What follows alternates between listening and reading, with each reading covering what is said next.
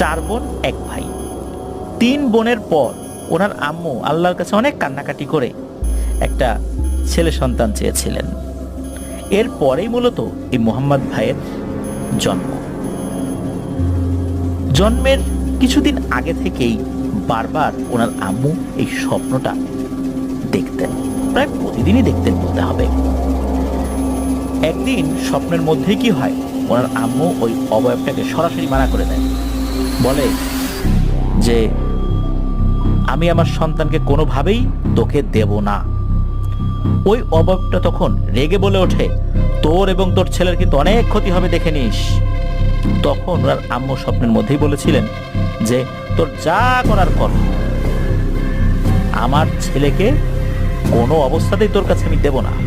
আল্লাহর কাছে অনেক চাওয়ার পর আল্লাহ আমাকে ছেলে সন্তান দান করেছেন, আমি তোকে কোনোভাবেই সেটা দেব না।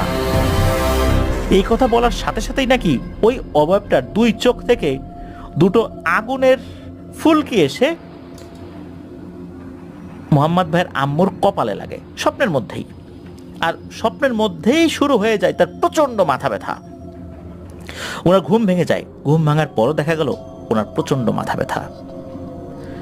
এমন মাথা ব্যথা, উনি কিছু খেতে পারতেন না, নামাজ পড়তে পারতেন না, ঘুমাতে পারতেন না, সারাক্ষণ কান্নাকাটি করতেন।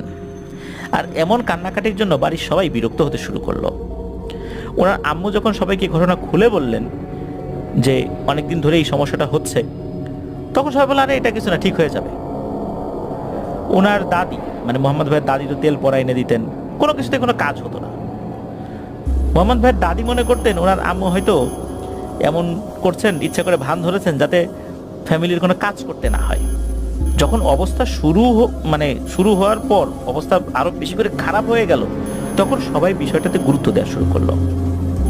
এক কবিরাজের বাড়িতে মোহাম্মদ ভাইয়ের আম্মুকে নিয়ে যাওয়া হলে কবিরাজ অনেক রিচুয়াল করে জানালেন যে যতদিন না মোহাম্মদ ভাই ভূমিষ্ঠ হবেন ততদিন পর্যন্ত কোনো ধরনের কোনো তদবির দেয়া যাবে না, দিলে নাকি ভয়ঙ্কর রকমের ক্ষতি হতে পারে।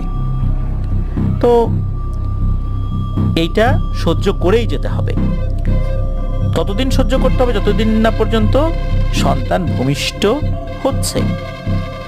এই অসহনীয় যন্ত্রণা উনি আর কয়দিন সহ্য করবেন?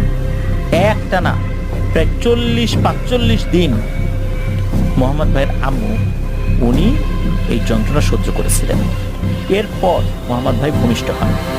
বলে রাখা ভালো যে সন্তান যে ছেলে হবে এটা কিন্তু প্রযুক্তির সহায়তা